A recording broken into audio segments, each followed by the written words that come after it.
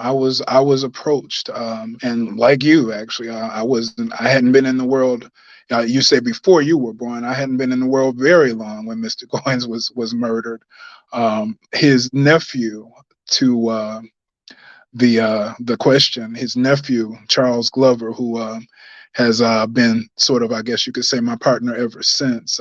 Charles had it in his mind, and for many years, apparently, that he wanted to have what he called then an authorized biography of his uncle, because the book Donald Writes No More, which was published by Holloway House, which was the publisher of the Donald Goines novels. They kind of rushed it to print, and it was a book that was truly not a biography. It had even a disclaimer on the inside of the book, something along the lines of characters and incidents represented here may be fictitious. Well, that's the opposite of a biography, if you're making stuff up, obviously. And Charles and his mom, his aunt, nobody really, I guess, took that biography seriously. And coming from, as I think I mentioned earlier, I used to work in Toledo, Ohio. It happened that Charles, I was at a paper called The Blade. Charles Glover was the general manager of a radio station there.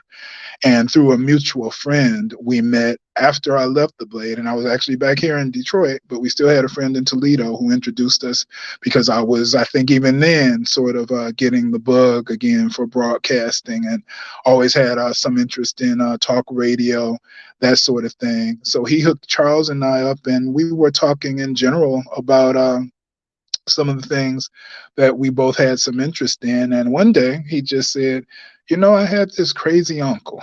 And the more he says, I said, your uncle was Donald Goines? And he said, yeah. And I could remember then my cousins. I'm the oldest. My brother is 8, 9 years younger than me. So I had cousins who kind of molded me, four girls, and they were babysitters to me at various times. There's Carol, Patty, Helene, and Rosa, in case I send them a piece of what we talked about. And I can remember times when they would be sitting, I'm watching TV or playing on the floor, whatever I'm doing, and covering their face is a book, and the cover says Dope Fiend or Daddy Cool or whatever it was they were reading at the time. And I kind of flashed back to the fact that I had been around Donald Goines novels just about my whole life. Had not read very much. I think I might have read Dope Fiend, which was the classic, the first book that was printed. And for those, I guess, who might not know, of your listeners, your viewers, for those who might not know, Donald Goines wrote in the 1970s. He had developed a heroin addiction as a teenager, coming back from Korea as best anybody can determine it. He developed this habit while he was fighting overseas. He enlisted improperly, illegally, whatever the proper term is. He used a false birth certificate, and it allowed him to appear as if he was old enough to join the Air Force. And he came back with a full-blown heroin habit, which kind of ruled the rest of his life, including a stint as a petty criminal, pimp, moonshiner. He did all kinds of crazy things, exploits. He robbed. He, served some time in prison, and it was in prison where he discovered, with the influence and the example of Iceberg Slim, who was a pimp out of Chicago and who Holloway House had also published. He discovered that he had a gift for writing. So he wrote about things that he had either done himself or witnessed in the streets. And his novels still sell today. So I wrote a book about a guy who wrote books, basically. Wow, wow. But you wrote about one of the best, you know what I'm saying? Definitely on the street Yeah, side, man. Those books is amazing. yeah, I Now I appreciate guess I that. Yeah, yeah. And I wanted to ask you, I guess, now according to his family, like what type of person was he? Because I've always heard that like you say, he went to jail, he got addicted to drugs, he was in the streets and this, that, and the third. Did his nephew tell you anything about him as a person? I Yeah. guess how you would look at your uncle, you know what I'm saying? Yeah, yeah, and that last part you said, yeah, he's the nephew, and as I say, he called him his crazy uncle. He described his uncle as hilarious for one thing. You know, one of those personalities where he's funny and not trying to be, because of how out there his thinking is. You know, he describes, and I mentioned this. I discuss this as Charles shared it with me in the book.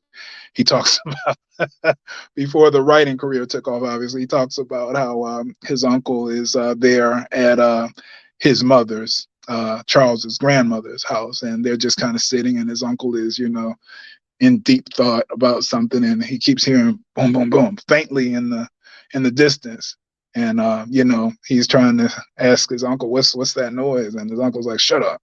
And over again, this is the routine until finally he says, "Well, I guess I might as well tell you." And he says, basically, we got this cat locked up in the trunk outside of the house, and we're trying to figure out what to do with it. And he's talking to a kid at this point who I think is 12, 13 years old, you know, just as matter of fact, and that was one of any number of incidents that, he's just being himself, cat who's out here, hustling, trying to make some sense of his life and get to where he needs to be by any means necessary. But he's coming up with these exploits that are some of the most hilarious, and then the craziest. He, I think, was never, a vicious person. I don't think in his mind he was ever one who had it. He never had the heart, I don't believe, from anything that I've ever heard or learned myself. He didn't have the heart of a killer, of a malicious type of criminal.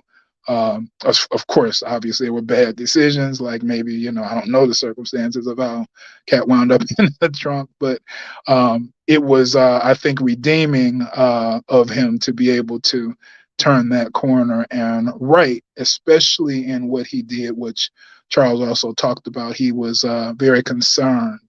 The other side of him was very concerned about his family, and in particular that they never developed the habit that he did. And Charles shared memories, as did Charles's aunt, Donald Goines' younger sister, Joan.